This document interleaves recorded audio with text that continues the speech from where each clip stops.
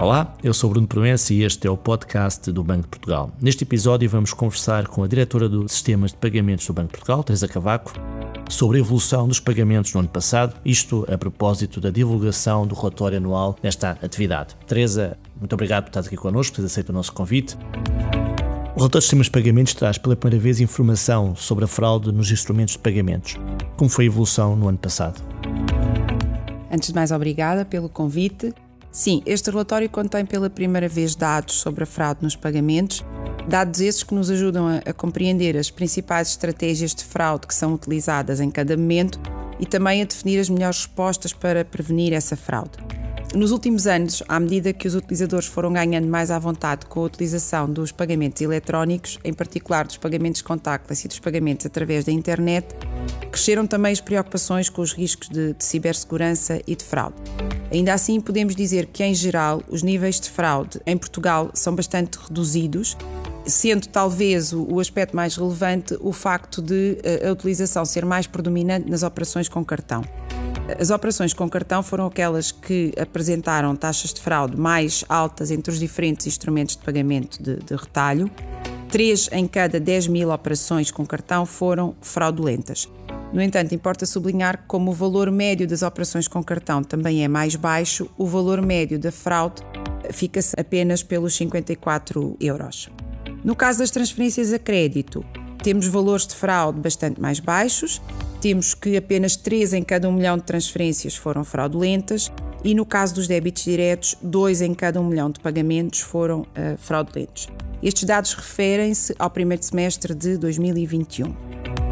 Importa, do ponto de vista evolutivo, referir que no primeiro semestre de 2021 vivemos uma situação específica que foi um aumento da fraude com cartão face ao segundo semestre de 2020. Esse aumento refletiu, em grande medida, uma maior ocorrência das situações de fraude por engenharia social. E como é que comparamos, como é que Portugal compara com os restantes países da área do euro? A única informação comparativa que nós temos é disponibilizada pela Autoridade Bancária Europeia. Foram divulgados os resultados preliminares de uma amostra de 18 países do Espaço Económico Europeu, que se referem ao segundo semestre de 2020, e Portugal compara bastante bem com a média desses 18 países. No caso das transferências a crédito e dos cartões, as taxas de fraude são bastante inferiores à média. Depois há uma categoria de operações, que são as operações com cartão na ótica da entidade que emite o cartão, e aí não estamos abaixo, estamos bastante próximos da média destes 18 países. Portanto, em geral, Portugal compara bastante bem com estes dados. Já nos disseste que os níveis de fraude são muito reduzidos, mas quais são as principais situações fraudulentas? É a tal engenharia social que falavas há pouco? Sim. No caso das operações com cartão, de facto, a origem de fraude, o tipo de fraude mais comum é a emissão de um pagamento por parte do próprio infrator. Como é que isto ocorre? O infrator emite uma ordem de pagamento, ordena um pagamento após ter obtido, através desses mecanismos de engenharia social, as credenciais de segurança do utilizador. É óbvio que este tipo de fraude é ainda mais expressivo, mais comum, quando estamos a falar de transações remotas, quando estamos a falar de transações através da internet ou através do telemóvel. Portanto, aí a engenharia social assume ainda maior predominância. Talvez notar um aspecto positivo nestas operações com cartão é que, desde que foram implementados os mecanismos de autenticação forte nestas operações com cartão, a taxa de fraude reduziu-se aproximadamente para metade, o que mostra a eficácia destas medidas. Outro aspecto relevante é mencionar que, como estas medidas de autenticação forte apenas se aplicam na área do euro, digamos assim, nós temos taxas de fraude inferiores neste espaço, mas temos taxas de fraude superiores fora do espaço económico europeu e, portanto, também fruto dos requisitos de segurança que são aplicados no espaço económico europeu. No caso das transferências, a maioria das fraudes resulta da manipulação do ordenante pelo infrator para emitir uma ordem de pagamento, ou seja, é o próprio consumidor que emite a ordem de pagamento sendo manipulado pelo burlão, pelo infrator. E também aqui neste caso, estas operações ocorrem sobretudo quando estamos a fazer pagamentos remotos, sobretudo em resultado de compras na internet. E assim, resumidamente, e tendo em conta que este podcast obviamente tem como destinatário o público em geral e todos os cidadãos portugueses. Que recomendações deixarias ou cuidados é que o cidadão comum, o consumidor comum deve ter para se proteger destes níveis de fraude? Como eu disse no início, esta preocupação é cada vez mais premente na cabeça de todos os atores envolvidos na prestação de serviços de pagamento, na nossa cabeça, Banco de Portugal, mas também por parte dos prestadores de serviços de pagamento, dos próprios comerciantes e até dos utilizadores. E por isso nós continuamos a trabalhar em conjunto, ainda numa maior adoção das medidas de autenticação forte e das medidas de segurança reforçada.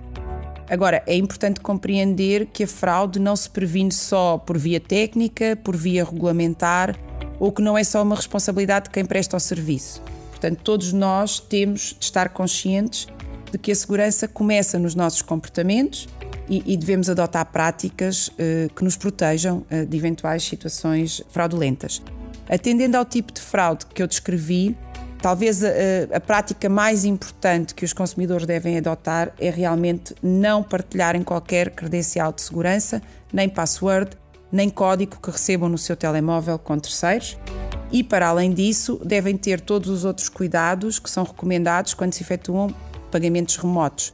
Quando efetuamos uma compra na internet, devemos estar particularmente atentos ao site onde estamos a efetuar essa compra, se existem indícios de mensagens que não são verdadeiras e, portanto, estes são os comportamentos básicos, digamos assim. Depois existem todo um conjunto de outras práticas que nós podemos adotar, quer quando utilizamos cartões, quer quando fazemos pagamentos na internet, que estão disponíveis até no site do Banco de Portugal para consulta de todos e portanto, poderão ser essas outras práticas também seguidas, claro. Dando agora aqui um bocadinho de tema, até porque o relatório sobre o sistema de pagamentos é bastante vasto, e mudando aqui então de facto de tema, o ano passado Portugal foi o 7º país do Eurosistema mais ativo nas transferências imediatas internacionais. O que é que explica este desempenho de alguma forma peculiar? Recebemos mais fundos, enviamos mais fundos, o que é que explica de facto este fenómeno? Sim. Nós vivemos um crescimento progressivo das transferências imediatas. Este é um instrumento de pagamento recente em Portugal. As transferências imediatas, as tais transferências em que os fundos são creditados na conta do beneficiário em poucos segundos e estão disponíveis 24 horas por dia, apenas começaram a ser disponibilizadas em Portugal em 2018 e, na altura, apenas entre prestadores de serviços de pagamentos nacionais. Depois, no final de 2020, passou a ser possível efetuar as mesmas transferências imediatas, mas a nível pan-europeu, porque a comunidade nacional aderiu à plataforma do Eurosistema que faz a liquidação destas transferências imediatas a nível pan-europeu e que se chama TIPS.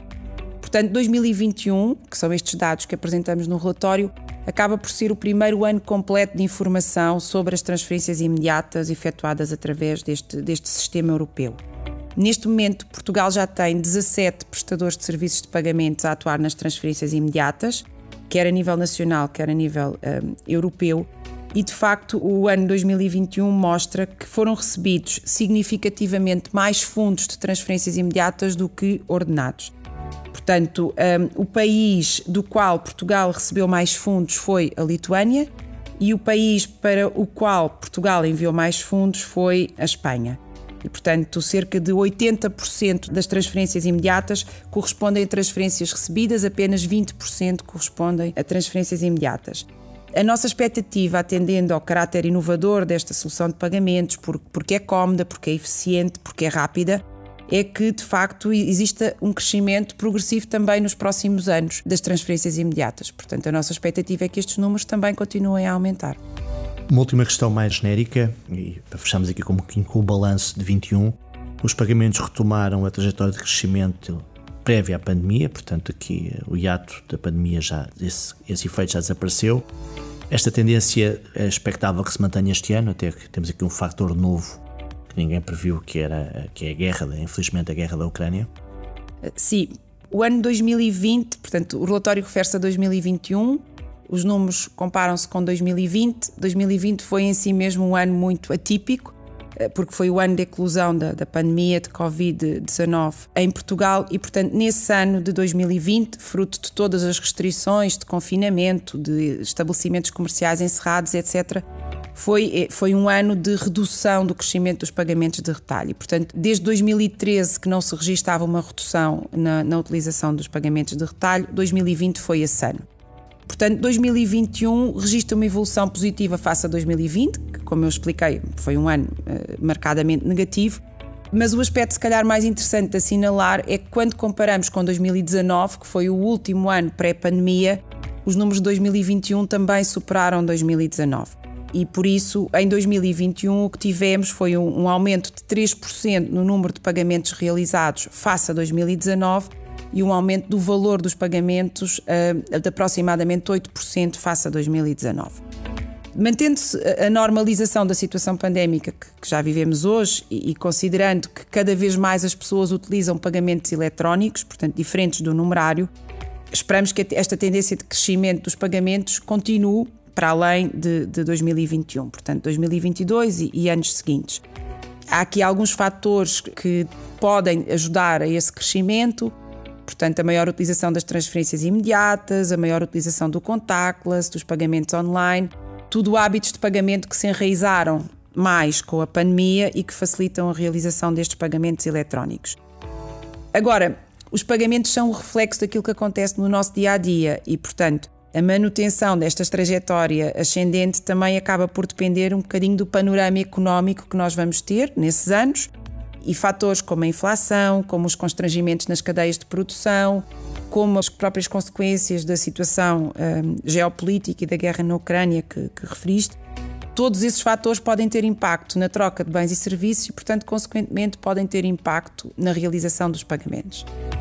Obrigado, Teresa, por esta primeira apresentação sobre o relatório do sistema de pagamentos que vai ser divulgado amanhã e, portanto, convido desde já amanhã a ir ao site do Banco de Portugal, em www.bportugal.pt, retirar o relatório, ler o relatório e encontrar mais informação sobre o sistema de pagamentos em Portugal. Este podcast, como sempre, também pode ser encontrado no site do banco e nas redes sociais, no Twitter, LinkedIn e no Instagram. Muito obrigado e até uma próxima oportunidade.